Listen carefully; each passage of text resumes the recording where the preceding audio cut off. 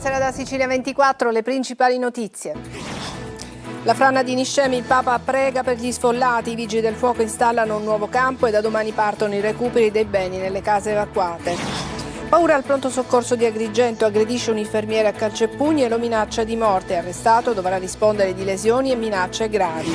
A Catania la devozione per Sant'Agata non si ferma, visite in cattedrale a Palazzo degli Elefanti, i turisti affollano ancora le vie del centro. A Messina le dimissioni del sindaco Basile spiazzano una parte del centrodestra e fanno partire la corsa alle alleanze in vista delle elezioni regionali del prossimo anno.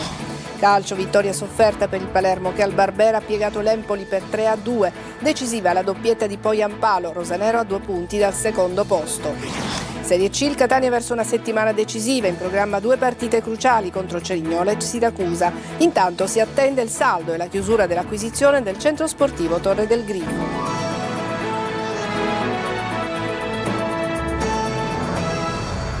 Bentrovati, terza domenica di emergenza, a Niscemi sono oltre 1500 gli sfollati e la frana continua a muoversi. Questa mattina l'appello di Papa Leone XIV alla preghiera dell'Angelo su una manifestazione, intanto il movimento No MUOS si è svolta contro l'abbandono del territorio. Gerry Italia.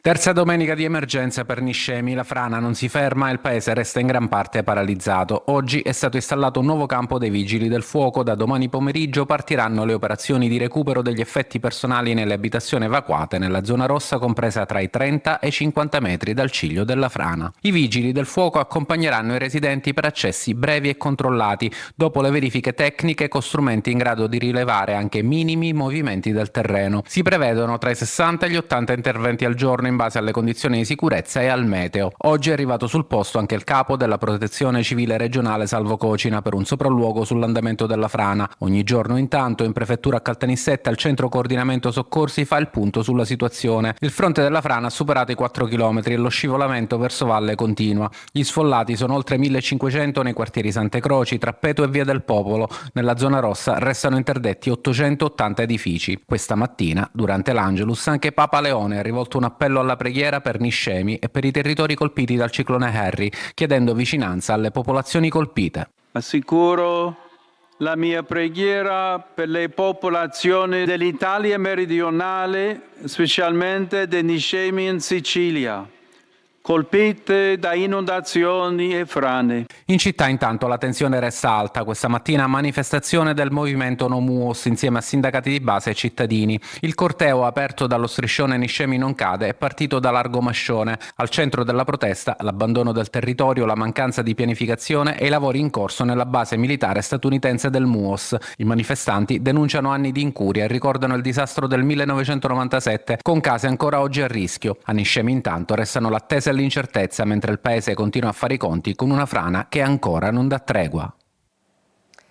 Al pronto soccorso dell'ospedale di Agrigento un infermiere è stato aggredito con calci e pugni da un 34enne che si rifiutava di liberare una barella. L'uomo ha anche minacciato di morte l'operatore sanitario, è stato arrestato dalla polizia. Davide Sardo. La violenza irrompe ancora una volta in corsia. Un pronto soccorso trasformato in teatro di follia e paura. Calci, pugni e minacce di morte contro un infermiere. È accaduto ad Agrigento, dentro l'ospedale. Non voleva liberare la barella. Una barella occupata senza alcuna ragione sanitaria. Quando l'infermiere di turno gli ha chiesto più volte di scendere perché serviva per un'emergenza, il 34enne ha perso il controllo, è andato in escandescenze e ha aggredito l'operatore sanitario con calci e pugni. Nemmeno arrivo della polizia è riuscito a placarlo. Davanti agli agenti ha continuato a urlare, arrivando a minacciare di morte l'infermiere. «Ti taglio la testa!» avrebbe gridato a gran voce. Tutto è successo nella scorsa serata al pronto soccorso dell'ospedale San Giovanni di Dio. L'uomo, agrigentino, disoccupato e senza fissa dimora, sarebbe solito bivaccare da tempo nell'area di emergenza, dormendo sulle barelle. Ma quella sera la barella serviva davvero ed è scoppiato il pandemonio. Il 34enne è stato arrestato dai poliziotti delle volanti della questura per minacce gravi e lesioni personali a operatore sanitario in servizio. A Catania, nella zona del villaggio d'Usmet, un pregiudicato di 48 anni è stato ferito alla gamba all'altezza della coscia da un colpo di arma da fuoco. L'uomo in soccorso è stato portato al pronto soccorso dell'ospedale Cannizzaro. Le sue condizioni non destano preoccupazioni, non è in pericolo di vita, indaga la polizia. E adesso andiamo a Giarratana, dove è stata ritrovata ancora intatta la cassa bancomat rubata la scorsa notte nel Ragusano. Giarratana è proprio in provincia di Ragusa. 60.000 euro c'erano al suo interno, ma i ladri non sono riusciti a prenderli. Veronica Barbarino. Conteneva oltre 60.000 euro in contanti la cassa bancomat rubata la scorsa notte a Giarratana nel Ragusano. Un bottino importante, ma che alla fine Lupin e i suoi complici non sono riusciti a portare a casa. Le indagini dei carabinieri, infatti, hanno permesso di ritrovare nelle campagne della zona i mezzi rubati usati per mettere a segno il colpo e la cassa bancomat ancora perfettamente integra, probabilmente in attesa di essere recuperata. La Banca Agricola di Sicilia, ricordiamo, era stata presa d'assalto con una ruspa e la cassaforte caricata su un autocarro. Un'operazione rivelatasi più spettacolare che efficace. I mezzi ritrovati sono stati restituiti ai legittimi proprietari dopo i rilievi tecnici, mentre la cassaforte è stata sottoposta a sequestro. Le indagini proseguono al fine di individuare i responsabili dell'ambizioso ma non riuscito colpo. Dopo le processioni di Sant'Agata, Catania vive ancora un'atmosfera di festa con tanti fedeli che approfittano della domenica per entrare in cattedrale o per partecipare ai matinè musicali. Oggi è stato l'ultimo impegno al Comune. Sul fronte della viabilità, martedì la riapertura di via Caronda. Tonino De Mana. Beautiful Sant'Agata. Dal Giappone a Catania è sempre contagiosa la voglia di far festa per la patrona Sant'Agata. Dopo il bagno di folla di una 3 giorni intensa ed indimenticabile per devozione, folklore e partecipazione, la giornata domenicale è l'occasione per visitare la cattedrale. È forte il richiamo di Sant'Agata, c'è chi è stata in processione ed è tornata. Sono stata per la festa, è stato uno spettacolo e oggi sono ritornata. E chi invece ha approfittato della domenica per vivere ancora l'atmosfera di Sant'Agata. Sono emozionatissima perché sono guarita da una malattia, ecco. Come ogni anno noi siamo devoti e veniamo qui a onorare la nostra santa patrona. Anche se io sono del paese di Pippo Baudo, in Militello in Val di Catania, abbiamo i nostri patroni, però Sant'Agata rappresenta qualcosa di importante. In molti si fermano ad osservare la carrozza del Senato, l'abbiamo vista uscire il 3 febbraio, altri sono attratti dal Fercolo a Casa Vara. In piazza incontriamo una guida turistica, raccogliamo le sue impressioni. Noi abbiamo visto quest'anno per esempio molti orientali che siano giapponesi o dalla Cina, però moltissimi erano anche dietro il Fercolo di Sant'Agata. Tanti visitatori a Palazzo degli Elefanti, sede del Comune, per il gran finale dei matinè musicali.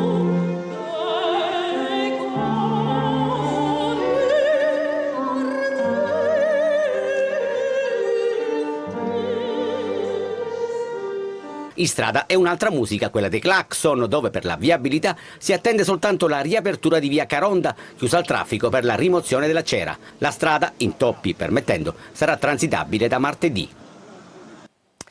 Ed è andata male ad un ladro. Durante i festeggiamenti in onore della patrona di Catania, Sant'Agata, la telefonata al 112 di un devoto che stava seguendo la processione ha segnalato un furto in atto all'interno della sua abitazione, dove era scattato l'antifurto. L'uomo, collegandosi all'impianto di telecamere posto all'interno dell'appartamento, ha visualizzato in tempo reale la presenza di un ladro. I carabinieri lo hanno bloccato e arrestato. Quindi i due, il ladro e il complice, cercavano di dileguarsi a bordo di un'auto, ma sono stati arrestati entrambi. Le dimissioni del sindaco di Messina, Federico Basile, spiazzano una parte del centrodestra e di fatto fanno partire la corsa alle alleanze in vista anche delle regionali del prossimo anno. Manlio Viola. Parte da Messina la sfida in vista delle elezioni regionali del 2027 attraverso la prima competizione elettorale che conta, e a dare il via a tutto questo, rimescolando le carte, sono state le dimissioni di Federico Basile da sindaco della città dello Stretto. Non solo una sfida proprio per Messina. Il primo cittadino lascia per due motivi: da una parte si trova in minoranza in consiglio comunale e questo rende difficile ogni provvedimento, succede da quando la Lega si è sfilata dall'accordo iniziale con Cateno De Luca. Basile Abile lo ha detto chiaro, lasciando l'incarico: sono stanco di dover combattere su ogni provvedimento. Ma il vero motivo politico è un altro. I sondaggi dicono, a Sud chiama Nord, che andare al voto adesso è più conveniente. Da una parte perché i movimenti locali come quello di De Luca vengono danneggiati dalla concomitanza delle elezioni contornate che vedono in campo i partiti nazionali. Dall'altra parte perché blindare entro l'estate Messina significa anche mettere una solida base da cui partire per l'assalto alla regione che Scateno ha già avviato da Caltagirone. A rimanere spiazzato però è Gaetano Galvagno, il presidente dell'Ars ed esponente di Fratelli d'Italia, che non ha mai nascosto l'amicizia con il luogotenente di De Luca, il sindaco di Santa Teresa di Riva e deputato regionale Danilo Lo Giudice, e sotto sotto contava di portare i voti proprio di De Luca nel centrodestra in caso di candidatura. 90 giorni di commissariamento adesso non sono molti, il centrodestra insorge e prepara la battaglia, il centrosinistra pensa se allearsi già a partire da Messina. Bisogna cominciare subito a organizzarsi per le elezioni che cadranno fra maggio e giugno. È morto a Catania a 78 anni Angelo Attaguile, politico ed ex presidente del Calcio Catania. Ha ricoperto la carica nel club rossazzurro dal 1987 al 1990. Nato a Gran Michele, Attaguile è cresciuto all'interno della Democrazia Cristiana. Nel 2013 è stato eletto alla Camera dei Deputati in quota MPA, per poi passare primo in Sicilia alla Lega di Matteo Salvini. Adesso una breve pausa, tra poco.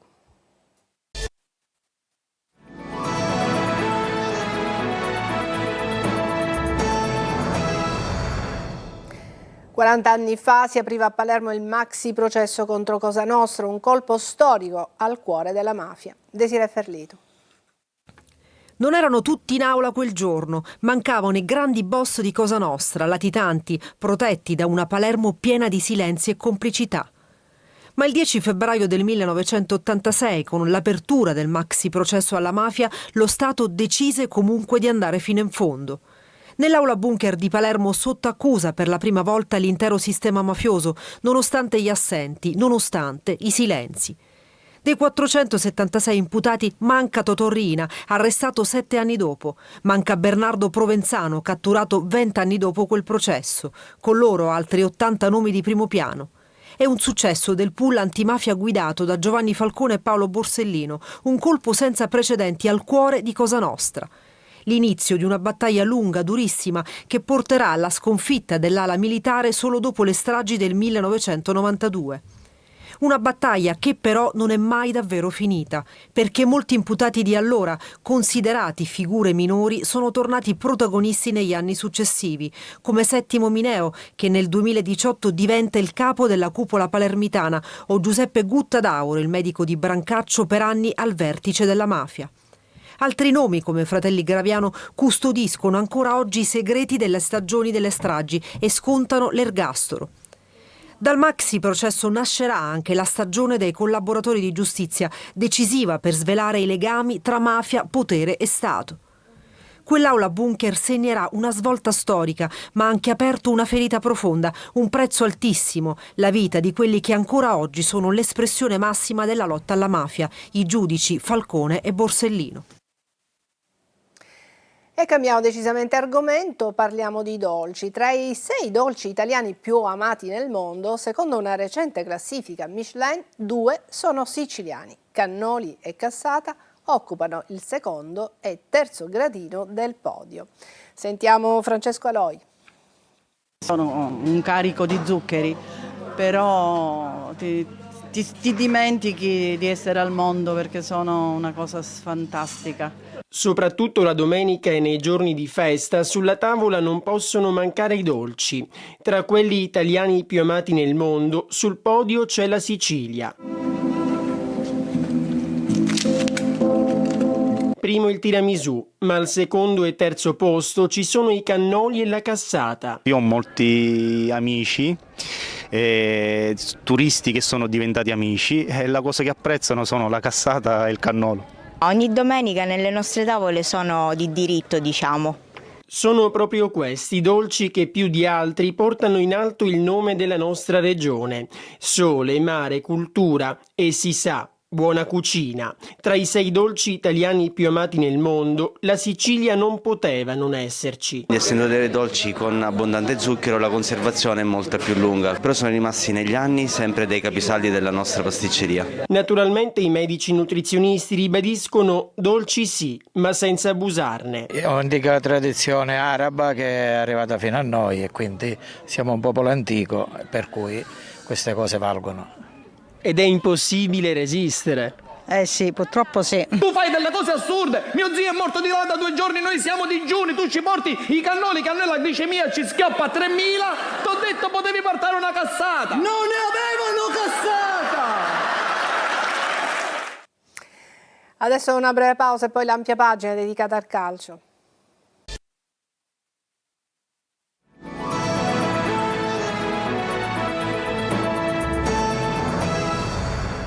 Eccoci al calcio, vittoria sofferta per il Palermo che al Barbera ha piegato l'Empoli per 3-2. Decisiva la doppietta del solito Poyampalo. I rosanero sono a 2 punti dal secondo posto. Marco Gullà.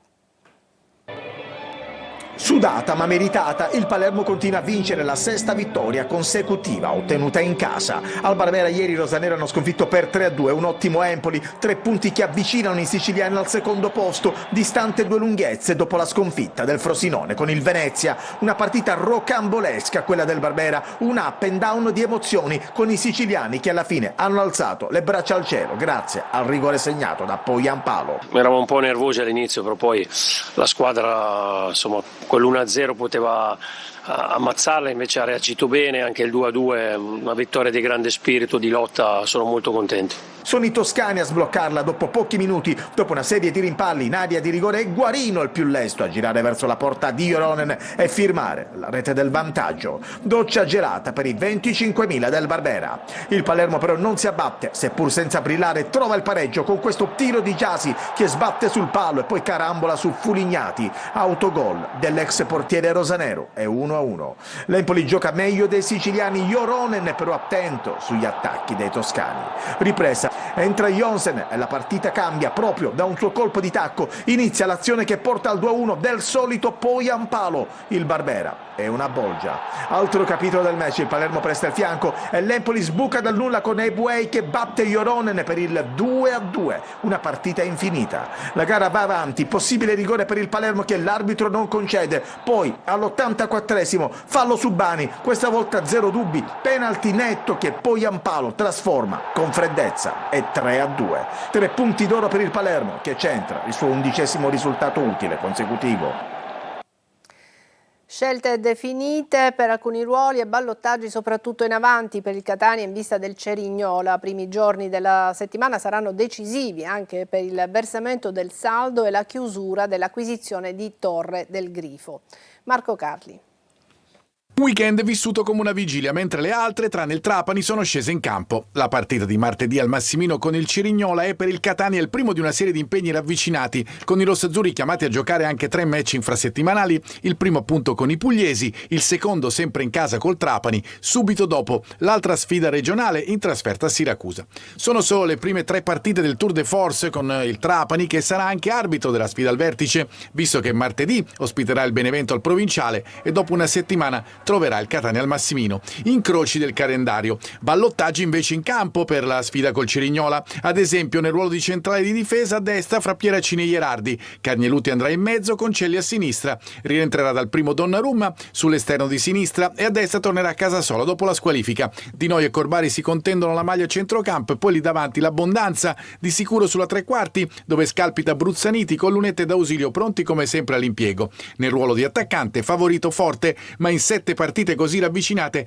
anche lì previsto turnover. I prossimi giorni, forse già lunedì, visto che la scadenza è il 10, saranno decisivi per il centro sportivo con il versamento del saldo e la conseguente chiusura dell'acquisizione di Torre del Grifo. Ma per queste operazioni non è necessaria la presenza fisica di Pelligra, che, impegni di lavoro permettendo, dovrebbe essere a Catania nella seconda metà di febbraio con l'obiettivo di assistere a partite interne in programma in quel periodo, come il match col Giuliano di domenica 22 e con meno probabilità, anche se il tentativo sarà fatto, la gara con il Trapani del 18. Tra Potenza e Siracusa, al termine di una gara molto nervosa, decisa dal rigore, trasformato al minuto 102 da Contini per un pari che serve a poco, ma consente ai Leoni, dopo 4 KO consecutivi, di non finire all'ultimo posto in classifica. Marco Petrolito. Spettacolare 2-2 tra Potenza e Siracusa al termine di una gara molto nervosa, decisa dal rigore trasformato al minuto 102 da Contini per un pari che serve a poco ma consente ai Leoni, dopo 4 KO consecutivi, di non finire all'ultimo posto in classifica. Siracusa subito intraprendente, al 14esimo conclusione di Frisenna parata da Cucchietti, dal corner palla Zanini che però calcia al lato. Dall'altra parte al 19esimo gran risposta di Farroni sulla conclusione ravvicinata di Schimmenti. Lucani in 10 dal 38esimo per l'espulsione di Selleri, ma nella ripresa, nonostante l'inferiorità numerica, dopo un bel destro al lato di Frisenna, è la squadra di casa a passare. Felipe è bravo ad inserirsi e a finalizzare al minuto 55 un contropiede di Schimmenti. Il gol scuote la squadra di Turati, che attacca subito a testa bassa. Al 71esimo Zanini ha sui piedi il possibile pallone dell'1-1, ma manda al lato da buona posizione. Gli azzurri ci credono e trovano il pari all'83esimo grazie ai neoentrati Di Paolo e Arditi, con quest'ultimo che è puntuale a staccare altissimo di testa e a battere Cucchietti. Al 91esimo però per i Leoni arriva quella che appare come una beffa. Maisto approfitta di un errore in uscita di Limonelli, espulso per un diverbio qualche istante più tardi, e mette un pallone in mezzo che propizia l'incredibile quanto sfortunato autogol di Capomaggio. 2-1, ma non è ancora finita. Il Siracusa non molla, il 102esimo pareggia grazie al rigore di Contini. Un punto che, nonostante sia arrivato in extremis, lascia comunque un certo rammarico in casa retusea, viste le tante occasioni sprecate ed una classifica che comunque era e rimane difficilissima. Adesso testa al Cosenza nel turno infrasettimanale esterno di martedì e poi sabato prossimo gran derby casalingo con il Catania. È tutto per questa edizione di Sicilia 24, grazie per averci seguito, buona serata.